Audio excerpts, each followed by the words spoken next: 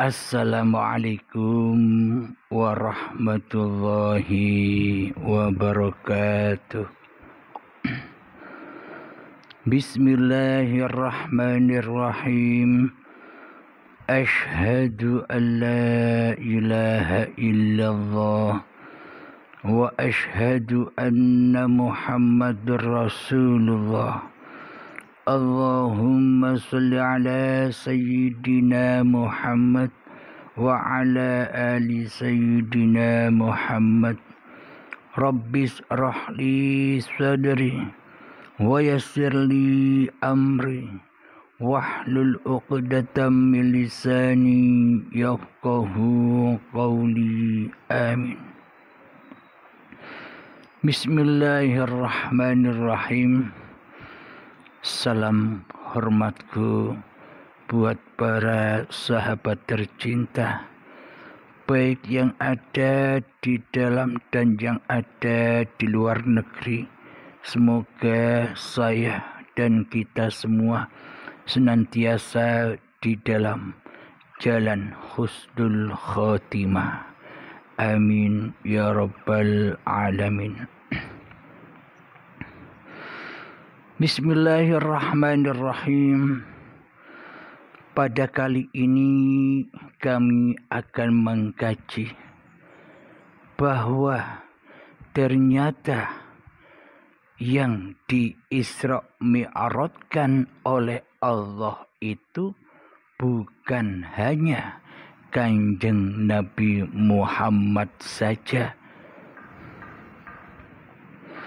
Kita mengira bahwa yang bisa Isra Mi'raj itu hanyalah Kanjeng Nabi Muhammad sallallahu alaihi wasallam.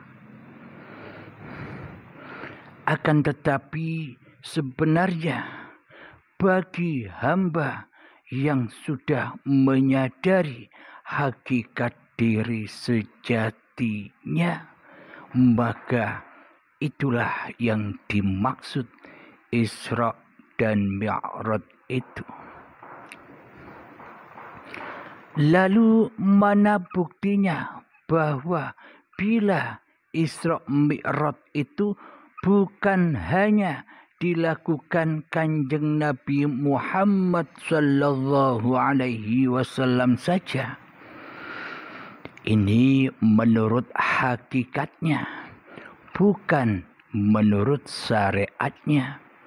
Bila menurut syariatnya, tak satu pun manusia bisa Isra Mi'raj seperti perjalanan yang diperjalankan Allah kepada Kanjeng Nabi Muhammad sallallahu alaihi wasallam dari Masjidil Haram hingga Masjidil Aqsa sampai menuju Allah. Menurut syariatnya hanyalah Kanjeng Nabi Muhammad saja.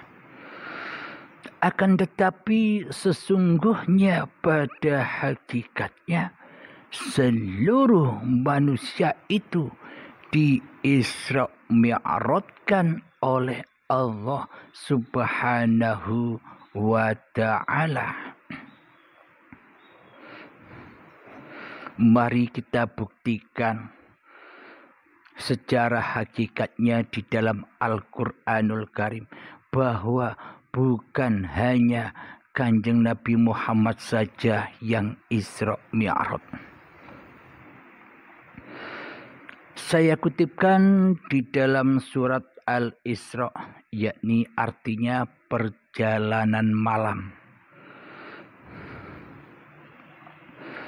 A'udzu billahi minasyaitonir rajim.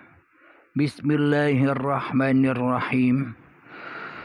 Subhanalladzi asra bi'abdihi laylan minal masjidil haram ilal masjidil aqsa alladzi barakna الذي باركنا حوله لنريه من آياتنا إنه هو السميع البصير. Artinya, Maha Suci Allah yang telah memperjalankan hamba-Nya pada malam hari dari Masjidil Haram ke Masjidil Aqsa yang telah kami berkahi sekelilingnya agar kami perlihatkan kepadanya sebagian tanda-tanda kebesaran kami. Sesungguhnya Dia Maha mendengar lagi Maha melihat. Shadaqallahul azim. Mari kami buktikan bahwa perjalanan Isra Mi'raj ini bukan hanya bagi junjungan kita Nabi besar Muhammad sallallahu alaihi wasallam saja. Bila perjalanan Isra Mi'raj atau perjalanan malam ini hanya diperuntukkan kepada junjungan Nabi besar Muhammad sallallahu alaihi wasallam, mestinya ayat di dalam Al-Qur'annya bunyinya begini. Bismillahirrahmanirrahim. Subhanalladzi asra bi Muhammadin bin Abdullah. Mestinya ayatnya bilang begitu. Maha Suci Allah yang memperjalankan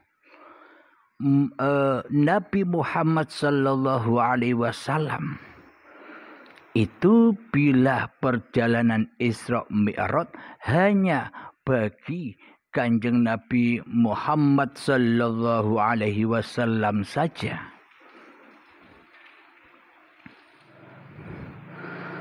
Akan tetapi ditinjau dari segi hakikatnya, akan tetapi ditinjau dari kalamullah yang ada, yang diabadikan di dalam Al-Quran, ternyata ayatnya bukan berbunyi demikian.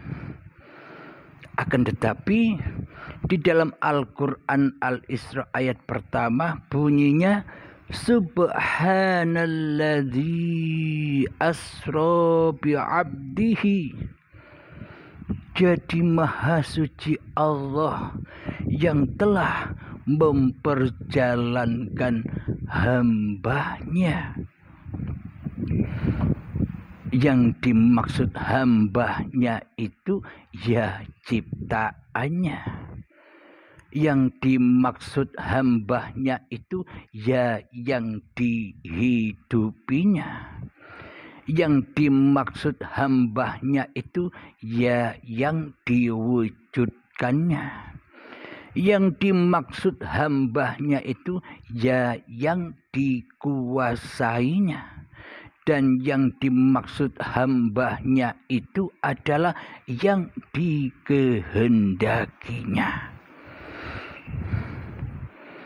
Jadi sejatinya perjalanan Isra dan Mi'raj itu terjadi kepada seluruh manusia.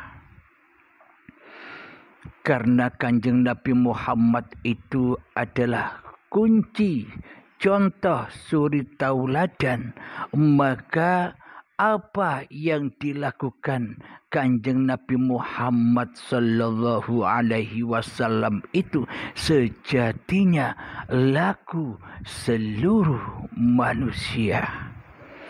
Karena kiblat seluruh manusia adalah Muhammad Rasulullah. Jadi gambaran-gambaran selama ini bahwa peristiwa-peristiwa yang dialami oleh baginda kita Nabi besar Muhammad sallallahu alaihi wasallam seolah-olah hanya bagi diri Kanjeng Nabi Muhammad saja. Akan tetapi Allah menegaskan di dalam surat Al-Isra bahwa yang dijalankan Allah Isra Mi'raj itu bukan hanya Kanjeng Nabi Muhammad saja. Akan tetapi yang diperjalankan, yang diciptakan, yang diwujudkan, yang dihidupkan, dan yang dikuasakan adalah seluruh makhluk-makhluk ciptaannya, termasuk seluruh manusia.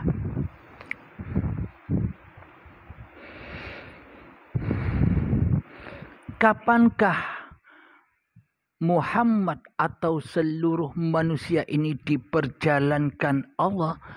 Kalau Nabi Muhammad perjalanannya di suatu malam. Jadi ketika kita selama ini memahami perjalanan Isra Mi'rajnya Kanjeng Nabi Muhammad itu di saat lailan, yakni di malam hari.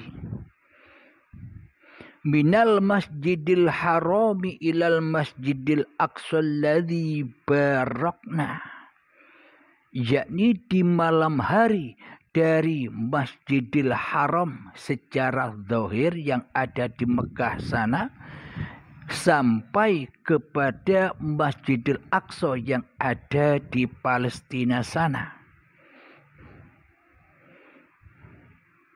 Jadi Masjidil Aqsa yang diberkahi. Ini secara syariatnya.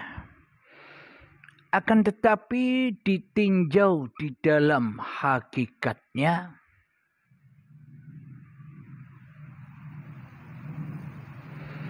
maka yang dimaksud lailan itu bagaimana? Jadi bahasa lailan itu pada hakikatnya adalah ketika manusianya masih malam, ketika manusianya masih gaib, ketika manusianya masih Adam, ketika manusianya masih mati, ketika manusianya masih belum bisa berkuasa dan berkehendak. Itulah yang dimaksud malam. Itulah yang dimaksud lailan. Ketika manusia masih Adam, ketika manusia masih gaib, ketika manusia baru diproses penciptaannya dari tanah yang mati. Jadi ketika manusia diciptakan dari tanah yang mati, itulah yang dimaksud minal masjidil haram. Jadi tanah inilah yang dimaksud Masjidil Haram. Tempat yang suci, tanah yang suci. Maka dari itulah ketika kita menjalankan suatu sholat dimanapun atau di tanah manapun itu suci. Karena hakikat tanah itu adalah Masjidil Haram, tanah yang suci.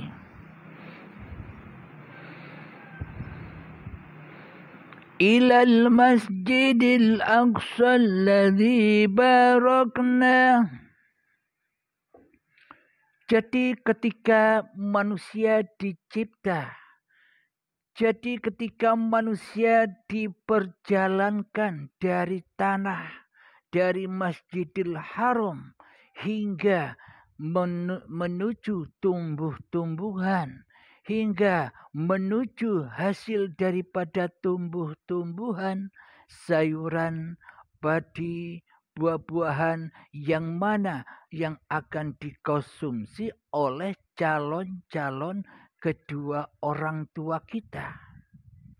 Inilah perjalanan malam itu. Inilah maha suci Allah yang memperjalankan hambanya di suatu malam dari Masjidil Haram sampai kepada Masjidil Aqsa yang diberkahi.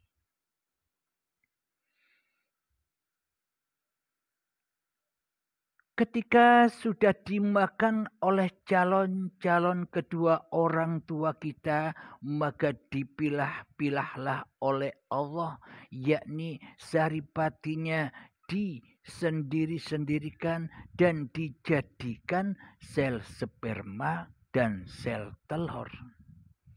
Inilah perjalanan-perjalanan Isra itu. Inilah perjalanan-perjalanan Wat Siratal Mustaqim yang katanya naik ke atas itu. Inilah bukti jalan Wat Siratal Mustaqimnya seluruh manusia. Diperjalankan lagi ketika ayanda dan ibu kita menikah, diperjalankan lagi cikal bakal badan ini menuju kepada arham, rahim ibu. Maka diproseslah oleh Allah, disuapi oleh Allah, dicukupi oleh Allah, dihidupi oleh Allah, dijaga oleh Allah, dibimbing oleh Allah, hingga menjadi gumpalan darah.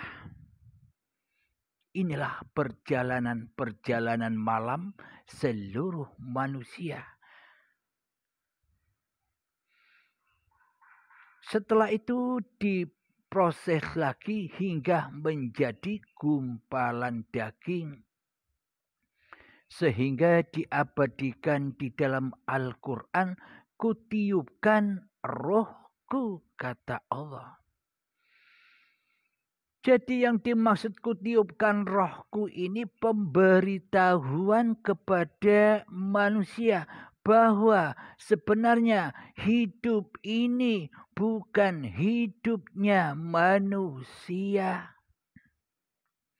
Yang dimaksud kutiupkan rohku kepada badan-badan ini, kepada gumpalan daging ini, menunjukkan pemberitahuan Allah kepada seluruh manusia bahwa hidup yang menghidupi badan ini selama ini bukan hidup manusia kita.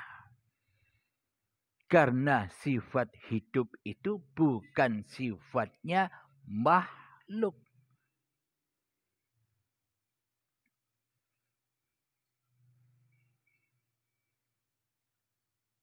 Jadi bukan pada saat menjadi gumpalan darah, gumpalan daging saja ditiupkannya roh.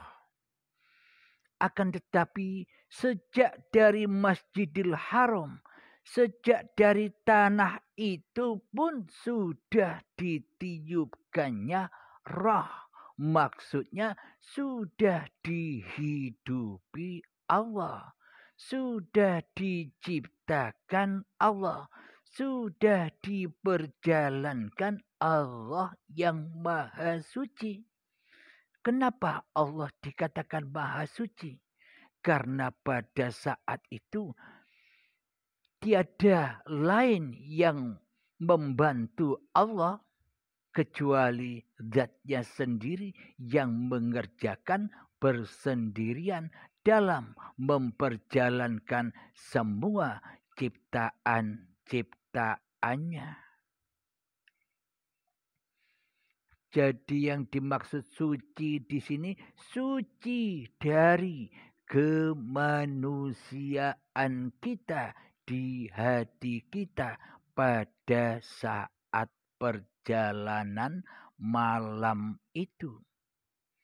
Kita masih goib, kita belum tiada, kita masih mati, dan kita belum bisa apa-apa karena masih belum ada. Itulah yang dimaksud perjalanan malam. Dan inilah yang dimaksud Lailatul Qadar itu.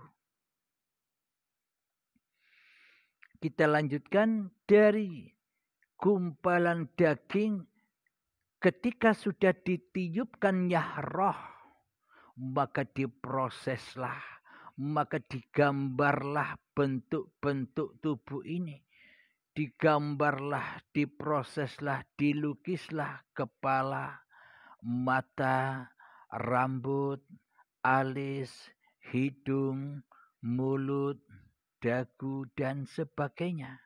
Badan diproses, dijadikan tangan, kedua tangan, kaki, dan seluruh kesempurnaan serta jeroan-jeroan yang ada di dalamnya.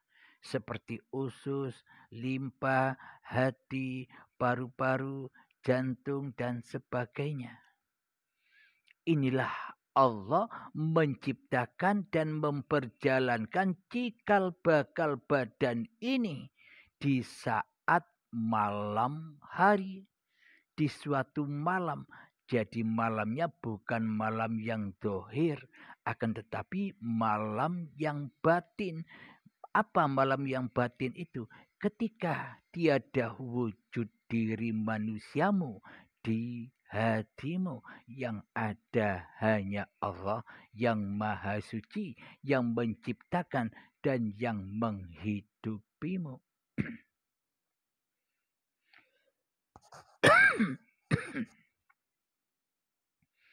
Kita lanjutkan kembali ketika setelah sempurna janin-janin itu terlahirlah bayi yang suci.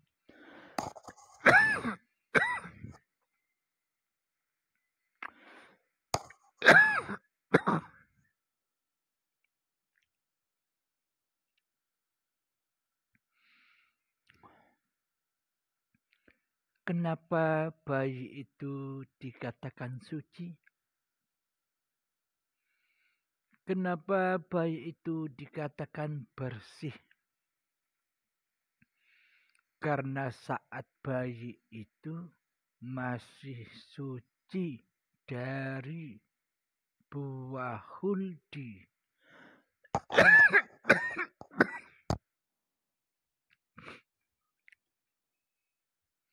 Karena saat bayi itu masih belum wujud diri manusia kita, belum hidup diri manusia kita, belum berbadan diri manusia kita, yakni buah huldi itu belum ada dan belum datangnya pengakuan bahwa buah hidup ini milik manusianya dan buah badan ini milik manusianya. Jadi masih suci dari pengakuan diri manusianya. Inilah yang dimaksud kullu mauludin yuladu 'alal fitrah. Jadi setiap bayi yang terlahir ke dunia ini, siapapun dan dari agama apapun, bayi itu terlahir semuanya suci. Suci dari diri manusia kita di hati kita saat itu. Kita belum ada, kita belum hadir, kita belum hidup, kita belum berkuasa, kita belum bisa berkehendak apa-apa saat bayi itu terlahir. Inilah yang dimaksud bayi yang suci. Berarti hidup yang ada pada bayi dan badan yang dicipta oleh Allah ini masih murni kesuciannya. Inilah permata yang hilang yang selama ini belum kita temukan. Permata kesucian ini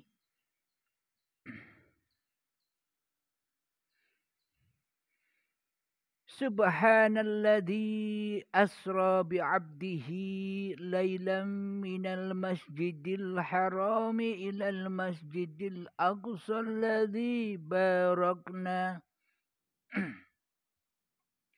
Maha suci Allah yang memperjalankan hambanya di suatu malam dari Masjidil Haram hingga ke Masjidil Aqsa alladzi barakna yang diberkahi. Maka yang dikatakan bayi yang suci yang terlahir inilah yang dimaksud Masjidil Aqsa yang diberkahi. Jadi bayi terlahir sudah ditunggu-tunggu kelahirannya oleh kedua orang tuanya. Bayi yang terlahir sudah ditunggu-tunggu oleh sanak saudaranya.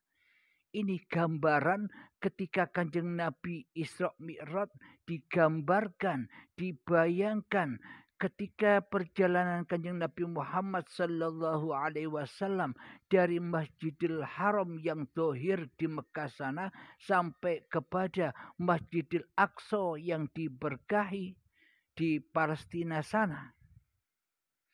Jadi gambaran-gambaran peristiwa Kanjeng Nabi Muhammad yang ada di syariat itu sudah ada pada hakikatnya, seluruhnya gambaran masing-masing diri manusia kita sendiri. Ketika Kanjeng Nabi Muhammad sampai di Masjidil Aqsa sudah dinanti-nanti oleh para nabi, sudah dinanti-nanti oleh para rasul, sudah dinanti-nanti oleh para malaikat. Inilah gambaran-gambaran bayi yang suci sudah diharap-harapkan, sudah ditunggu-tunggu kedatangannya oleh kedua orang tuanya sampai kepada sanak saudaranya. Sudah ditunggu-tunggu. Inilah gambaran Isra itu. Gambaran ketika Allah memperjalankan Muhammad Rasulullah di saat malam hari dari Masjidil Haram sampai ke Masjidil Aqsa yang diberkahi.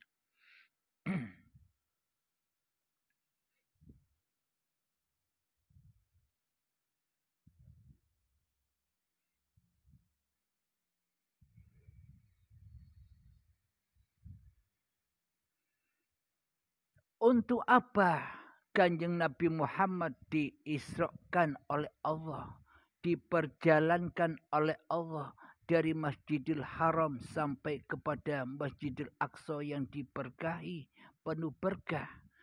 Untuk apa manusia diciptakan dari Masjidil Haram tanah sampai diperjalankan di suatu malam, yakni ketika manusianya tidak menyadari, manusianya tidak tahu apa-apa sampai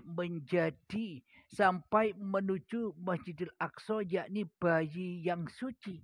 Untuk apa semua itu terjadi? Semua itu dicipta dan semua itu terjadi hanyalah haulahu linuriyahu min ayatina. Agar kami memperlihatkan kepadanya sebagian tanda-tanda kebesaran kami. Jadi tujuan Allah menciptakan seluruh manusia itu dari tanah sampai menjadi bayi, dari Masjidil Haram hingga hingga kepada Masjidil Aqsa yang diberkahi. Supaya apa? Supaya agar bisa menyaksikan ayat-ayat Allah. Itulah tujuan Allah menciptakan diri manusia kita. Itulah bukti Allah memperjalankan kita dari Masjidil Haram tanah hingga menuju Masjidil Aqsa bayi yang suci.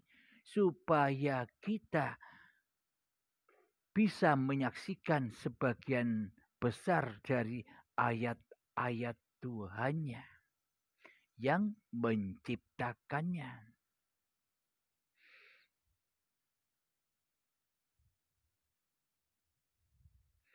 Bismillahirrahmanirrahim. Wa ma khalaqtul jinna wal insa illa liya'budun. Tidaklah kuciptakan jin dan manusia supaya ia mengabdi kepadaku. Inilah bukti-bukti bahwa sesungguhnya manusia kita dicipta itu hanyalah untuk mengabdi saja, bukan untuk ngapa-ngapain. Hanyalah satu, hanya mengabdi saja. Makna mengabdi di sini adalah menyaksikan ayat-ayat Allah, menyaksikan kebesaran-kebesaran Allah.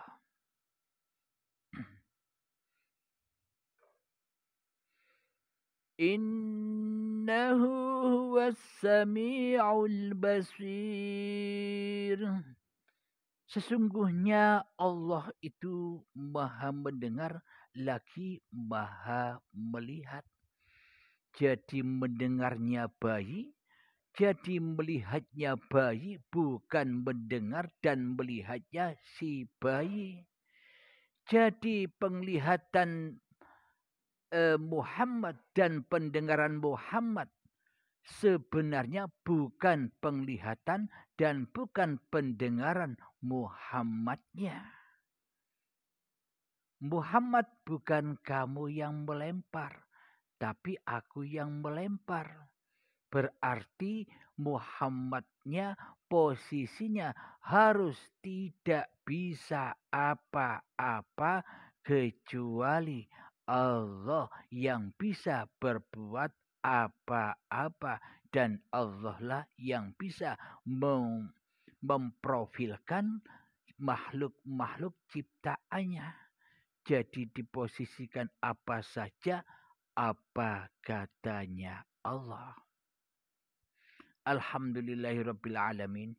Inilah sekilas mengungkap sebenarnya bahwa bukan hanya Kanjeng Nabi Muhammad secara zahir saja yang diperjalankan Allah, yang diisra mi'rajkan Allah.